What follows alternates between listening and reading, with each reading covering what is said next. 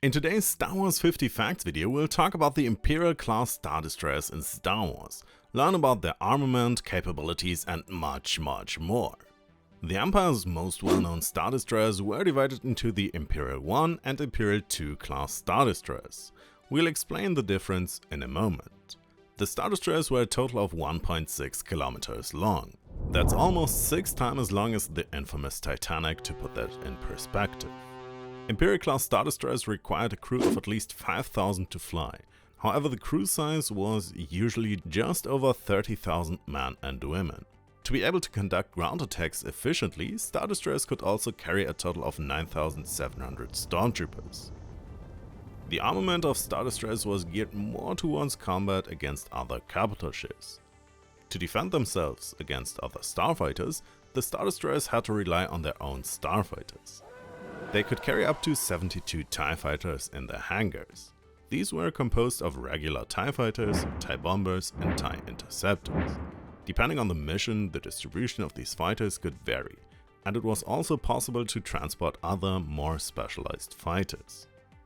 The Imperial class Star Destroyers, like most of the Empire's capital ships, were developed by the Kuat drive yards on and above the planet Kuat. Kuat was one of the largest manufacturers of these massive warships, but by no means the only one. To produce the larger number of Star Destroyers the Empire needed, shipyards were established throughout the galaxy, like Kuat, Fondor and Corellia, but also Sluisvan and Bilbringi in Legends. The design of the Star Destroyer was developed by Leroy Wessex, the designer of the Venator Star Destroyer in Legends and later also of the Executor Super Star Destroyer. In canon, these Imperial class Star Destroyers were only designed and manufactured after the fall of the Republic. In Legends, construction even began during the Clone Wars. Of course, the Imperial 1 class was manufactured at that time. Later, after the Battle of Yavin, the switch was made to the Imperial 2 class. By the time of the Battle of Endor, the Empire had virtually no Imperial 1 class Star Destroyers left. This wasn't necessarily because so many Imperial 1 class Star Destroyers were destroyed, but rather because older Imperial 1 class models were converted into Imperial 2 class Star Destroyers. A lot changed between these two classes. From the outside, this is particularly noticeable in the bridge tower and the armament. While the Imperial 1 class Star Destroyer had a large tractor beam sight on their bridge tower, this was relocated to the interior of the Imperial 2 class Star Destroyers, giving the Imperial 2 class Star Destroyers a lower profile. The number of weapons on the Imperial 2 class Star Destroyers was even slightly reduced in canon.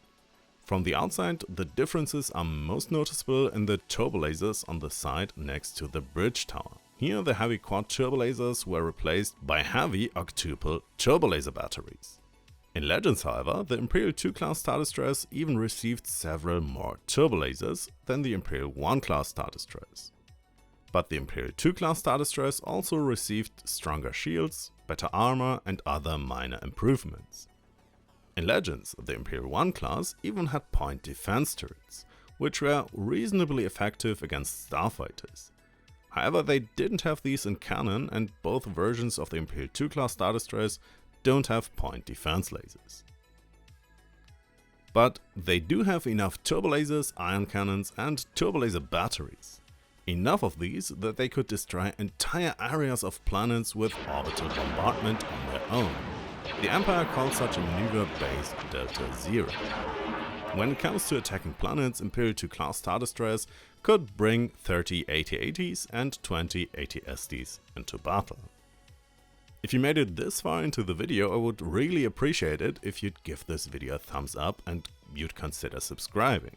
It would help me a lot and you would get notified when I upload my next video.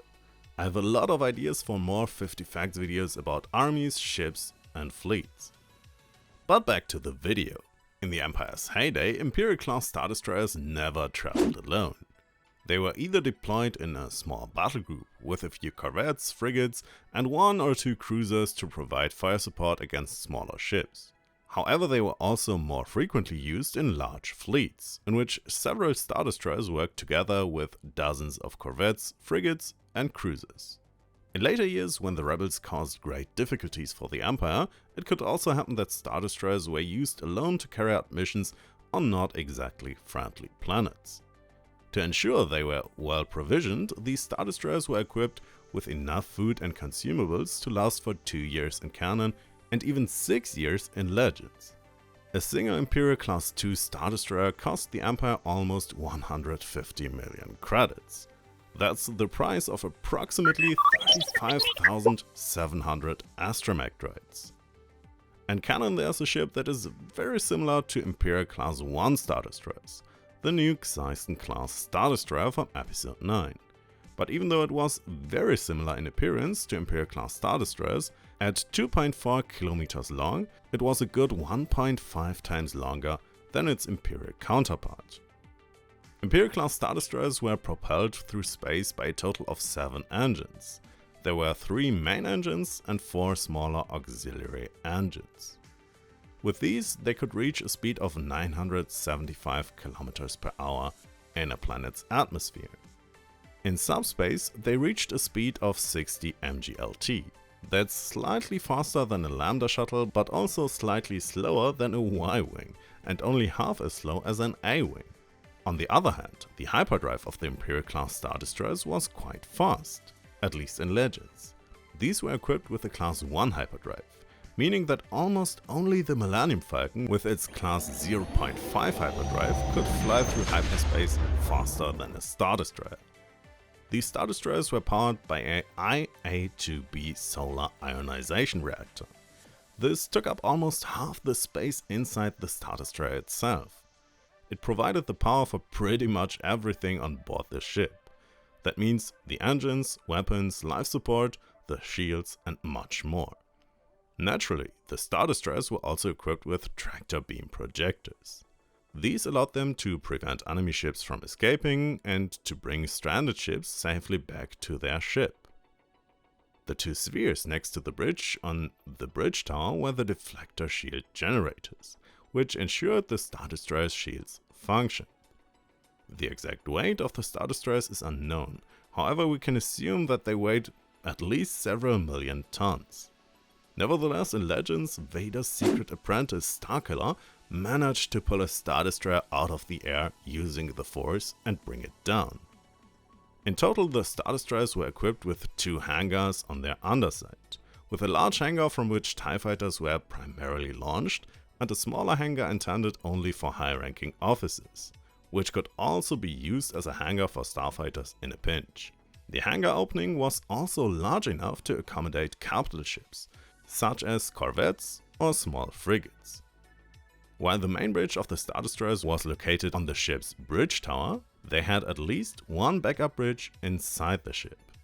In Legends, the Imperial class had a sister ship, the Tactor class Star Destroyer. This looked very similar to the Imperial class Star Destroyer, except for the fact that it lacked hangar openings on its underside. Continuing with ships inspired by the Imperial class Star Destroyer, we also come to the Imperial Interdictor Star Destroyer. This was a modified Imperial class Star Destroyer equipped with gravity projectors that could prevent other ships from jumping into hyperspace.